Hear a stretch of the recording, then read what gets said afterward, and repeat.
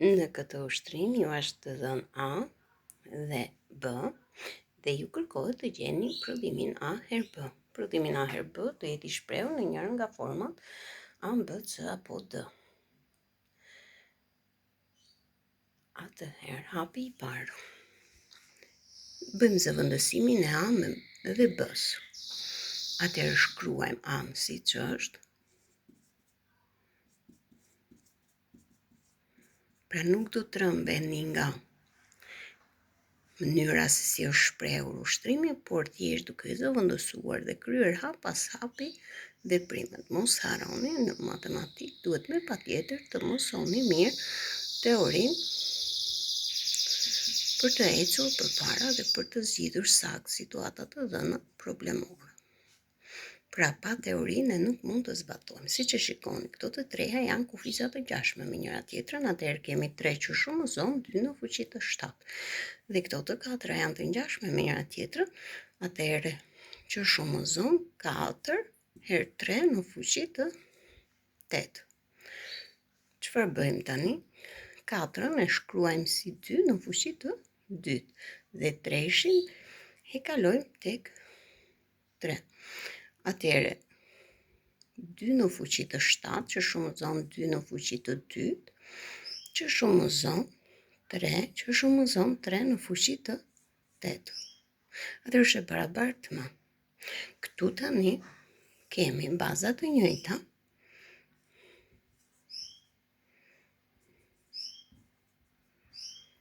Dhe eksponentët do të mblidhen, pra 2 në fuqi 7 plus 2, që shumëzon 3 herë 3 në fuqi të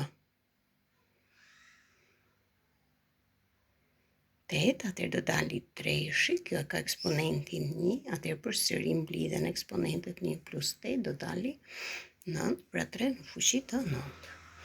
Tani kemi 2 në fuqi të 9 që shumëzon 3 në fuqi të 9, pra kemi A herë B tani në fuqi në.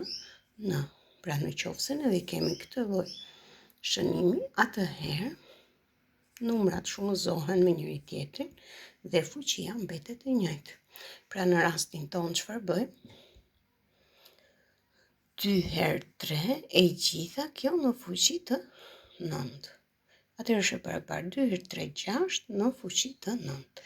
Pra ti nuk do merresh të llogarisësh një për një të gjitha këto. Pse? Sepse je në rastin kur ushtrimi të kërkon zbatim të vetive. Dhe në qoftë se ti shikon që tek alternativat ti ke një shprehje të tillë, atëherë ti nuk do mendosh se si ti zbërthesh këto dhe të gjesh prodhimet e tyre, por do ta lësh atë në formën e fuqisë me eksponent, pra bazë dhe një eksponent.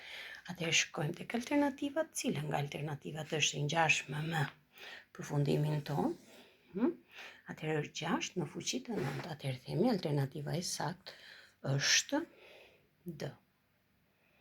Pra një ushtrim kaq i vështirë, në qoftë se ti e has dhe e shikon këtë material, do të thotë që nëse do jesh në një situatë tjetër të ngjashme, thjesht do të shkoj mendja që shikon hapi i parë, zëvendësojmë A dhe B. Hapi i dytë, çfarë veprimesh mund të kryej që ta përmbledh pak shprehje, se është shumë e zbërthyer, atëherë kryej veprime si kufiza të ngjashme. Pastaj, çfarë të shkon mendja? Që të zbatoj veti të fuqive. Atëherë zbatoj veti të fuqive dhe arri në përfundim. Pra, situata të tilla mund të qëllojnë në provimet e klasave të 9, por edhe të klasave të 12. Në klasat e 9 fuqitë dhe eksponentët mund të jenë pak më të vegjël, por rruga e zgjidhjeve të ushtrimeve është e njëjtë. Gjithmonë mos harroni që ju sugjeroj para se të shikoni videon, e mund ta ndaloni atë, të shkruani ushtrimin, të bëni zgjedhjen e tij dhe më pas të shikoni se sa jeni në gjendje ta zgjidhni.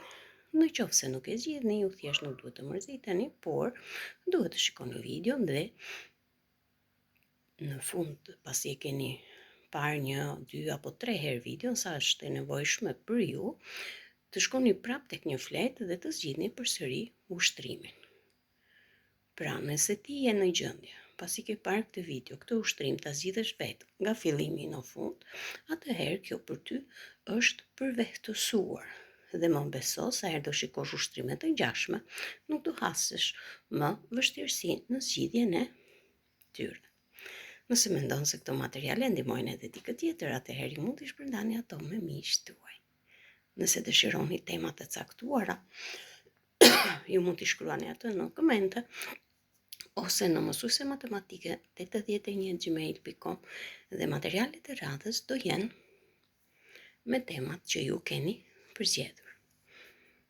Mirupafshim.